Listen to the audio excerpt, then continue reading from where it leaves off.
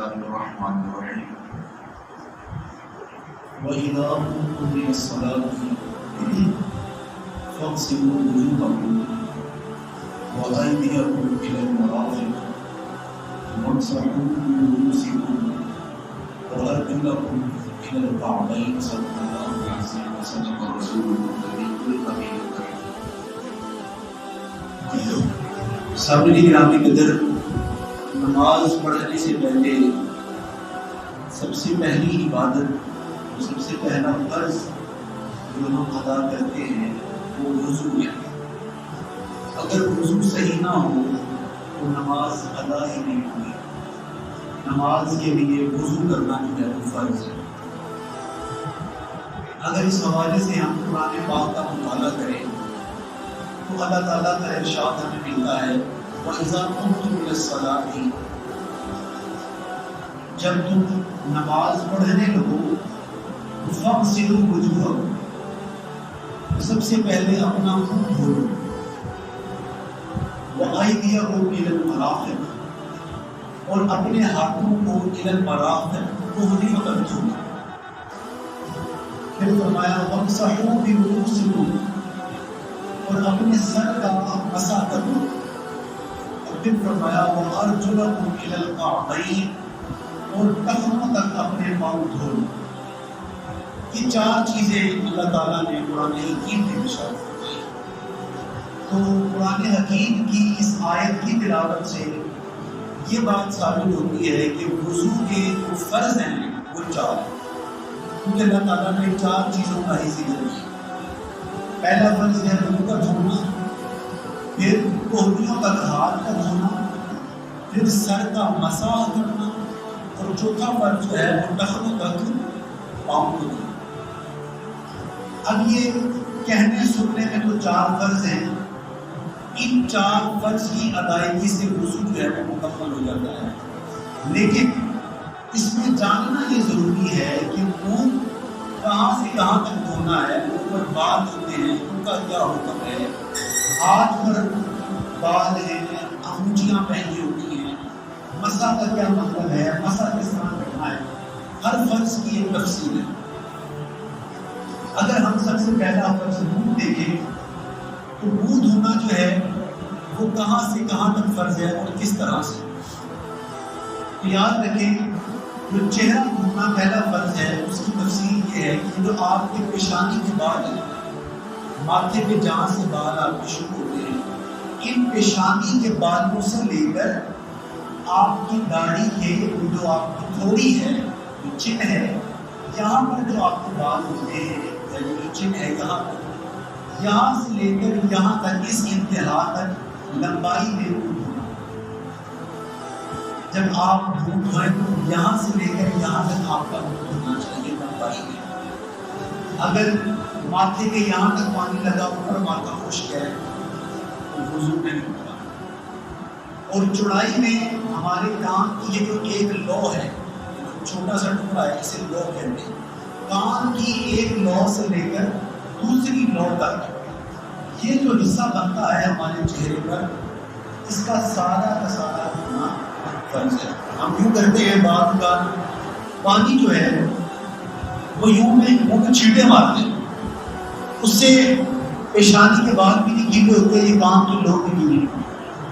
اس لیے جب بھی آپ منہ دھوئیں تو منہ دھونے کے لیے جو مسنون اور مستحب عمل ہے وہ یہ ہے کہ آپ پانی کا چلو بھریں اور اس کو اپنے ماتھے پر گرائیں. جب آپ ماتھے میں گرائیں گے تو وہ پانی آپ کے سارے چہرے پر پھیل جائے گا.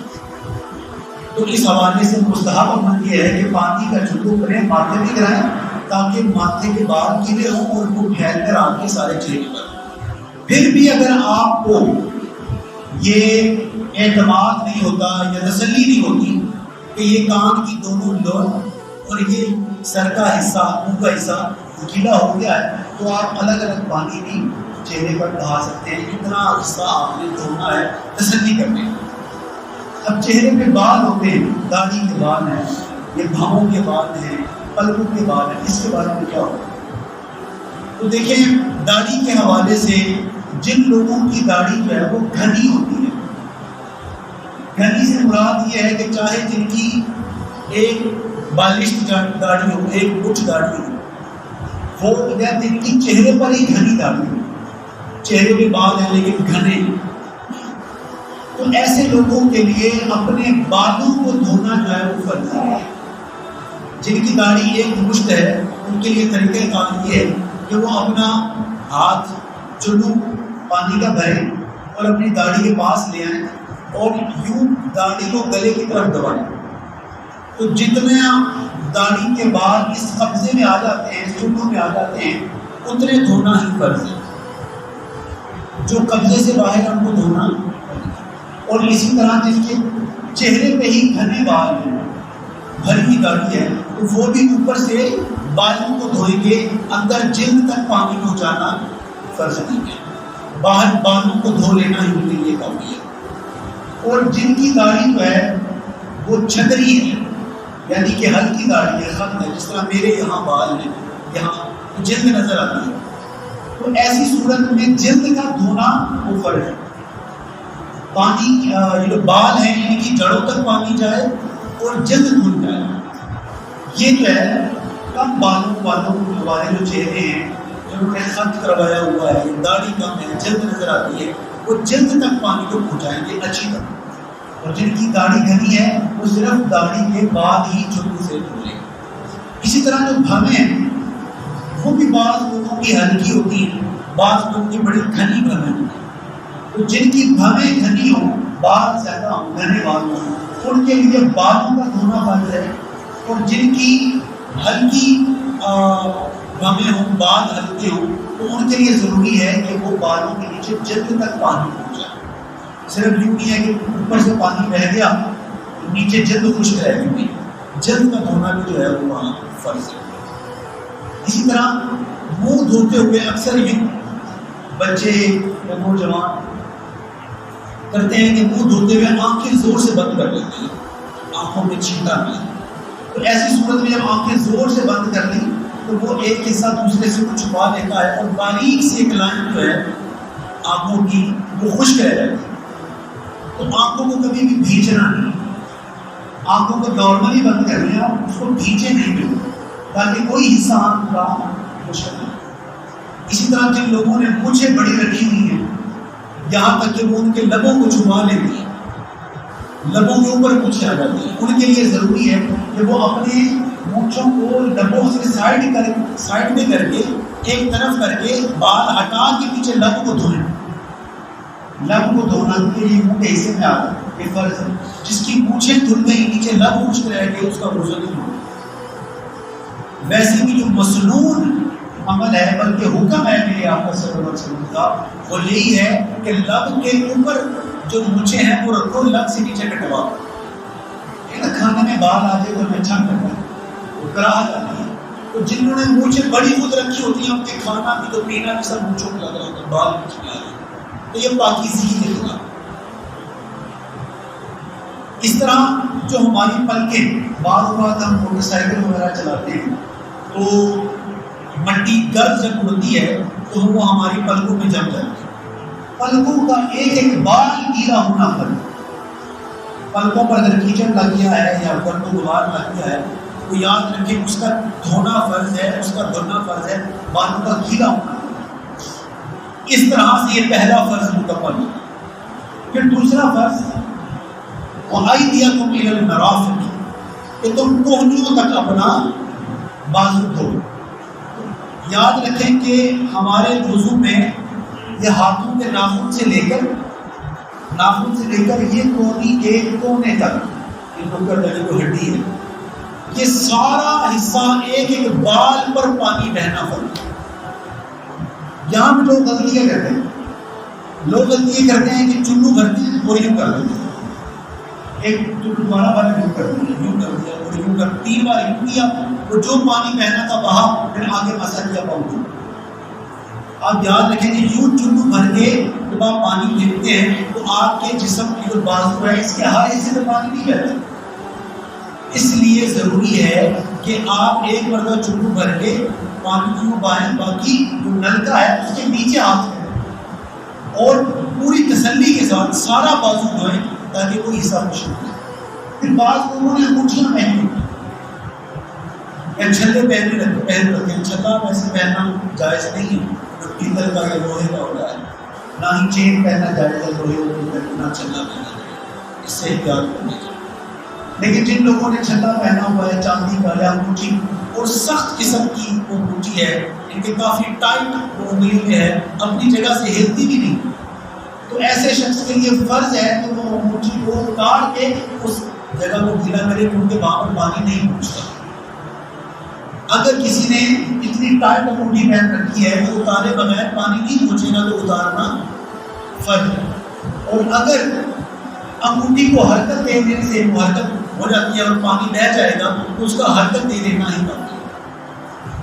ہاتھ کو نیچے کر کے انگوٹھی کو حرکت دے دیں، ایک بار نکال کے دوبارہ پہلے پانی بہ جائے تو پھر فرض ادا ہوتا ہے. اسی طرح اگر کسی نے دھاگا باندھ رکھا ہے، سخت دھاگا باندھ رکھا ہے، اگر پانی نیچے نہیں بہ رہا تو دھاگے کو ہلانا، اپنی جگہ سے ہٹانا یا اتارنا فرض ہے، یہاں تک کہ پانی وہاں سے بہ جائے. اور تیسرا فرض جو ہے وہ ہے وَامْسَحُوا بِرُؤُوسِكُمْ، اپنے سر کا مسح کرو. تو ہمارے ہاں سامنے گرامی کے اندر احناف کے ہاں جو سر کا مسح ہے وہ چوتھائی حصے، یہ جو ہمارا پورا سر ہے اس کے 4 حصے، ایک حصہ یہ ہے، ایک یہ ہے، ایک پیچھے اوپر، چوتھائی حصہ ایک حصے کا مسح کرنا، یعنی کہ گیلا ہاتھ اس پر پھیرنا، یہ ہمارے ہاں فرض کی حد تک بتا رہا ہوں کہ فرض کس طرح سے پورا ہو جائے گا. اگر آپ ٹوٹی کے نیچے ہاتھ گیلا کرتے ہیں اور گیلا کرنے کے بعد یوں سر کو پھیر لیتے ہیں تو آپ کا مسح ہو جائے گا، فرض ادا ہو جائے گا. لیکن سنت اور مستحب کیا ہے کہ آپ اپنے دونوں ہاتھ گیلے کریں اور ہاتھ کو یوں تقسیم کریں، شہادت کی انگلی الگ کر لیں، انگوٹھا الگ کر لیں، یہ 3 انگلیاں الگ کریں اور اس گیلے ہاتھ کو یوں ملا لیں. اور ملانے کے بعد یہ 6 انگلیاں جو ملی ہیں آپس میں آخری 3، ان کو آپ نے سر کے اوپر والے حصے میں یوں پھیر کر پیچھے گردن تک لے جانا. ٹھیک ہے، اب یہ ہتھیلیاں ہماری گیلی، ان کو آپ نے واپس یوں کن پٹیوں پر لیا، یہ گیلا ہو گیا. آپ کی شہادت کی انگلی جو رہ گئی، شہادت کی انگلی کو ہم نے اپنے کانوں میں پھیر لیں، یہ ہو گیا. اب انگوٹھا رہ گیا، اس انگوٹھے کو ہم نے کان کے پیچھے پھیرا. یہ 6 انگلیاں سر کے اوپر سے یوں، اور یہ جو ہتھیلی ہے یہ کن پٹیوں پر، شہادت کی انگلی کانوں میں اور انگوٹھا کان کی پشت پر. گردن کا مسح ہے، گلے کا مسح نہیں. بعض لوگ یوں کر کے یوں یہاں بولے، گلے کا مسح مکروہ ہے. گلے کا مسح جو ہے وہ ناپسندیدہ ہے، مکروہ ہے. آپ نے یوں اپنی گردن تک ہاتھ لا کے اوپر، یہ مسنون اور مستحب مسح کا طریقہ یہ ہے. ورنہ اگر کوئی سر میں یوں گیلا ہاتھ کر لیتا تو مسح ہو جائے گا. اس طرح سے تیسرا فرض کرنا. اور جو چوتھا فرض ہے وہ ٹخنوں تک پاؤں کا ہونا. پاؤں کا بھی یہی حال ہے کہ پاؤں کی انگلیوں کے ناخن سے لے کر ٹخنے تک، پاؤں کا تلوا، پاؤں کی اوپر والی جلد، پاؤں کی سائڈیں، بال، سب کا گیلا ہونا پڑتا. اگر گیلا ہونے سے رہ گیا تو وضو ادا نہیں ہوتا. تو اس معاملے میں غفلت کہاں ہوتی ہے؟ ناخن بڑے ہوئے ہوتے ہیں. جب ہاتھ دھو رہے ہیں، پاؤں دھو رہے ہیں، ناخن بڑے، ناخن نے اس جلد کو چھپایا ہوا ہے جس جلد کو دھونا. پانی نیچے نہیں پہنچتا، وضو نہیں ہوتا، ہم نمازیں ضائع کر دیتے ہیں. تو اس لحاظ سے اگر ناخن بڑے ہیں تو احتیاط اور اہتمام کے ساتھ ناخنوں کے نیچے سے ماس پر پانی بہا لیں. اور آخری مسئلہ اس حوالے سے سامنے نگرانی کا ضروری ہے کہ بعض لوگ یہ مسئلہ پوچھتے ہیں کہ ہم نہانے کے لیے گئے، غسل کرنے کے لیے، اور نہا کے باہر آئے تو ہم نے وضو کی نیت تو کی تھی، نہ ہی اندر وضو کیا، تو کیا نہانے سے ہمارا وضو ہو گیا؟ کیونکہ وہ اعضاء پر پانی تو بہہ گیا. تو اس حوالے سے یاد رکھیں کہ جو اعضاء وضو ہیں، منہ، ہاتھ، سر پہ مسح اور پاؤں، جو اعضاء وضو ہیں ان پر قصداً ارادتاً وضو کی نیت سے پانی بہانا فرض نہیں ہے. اگر آپ بغیر نیت کے بھی، بغیر ارادے کے بھی اگر ان اعضاء پہ پانی بہ جائے تو وضو آپ کا ہو جائے.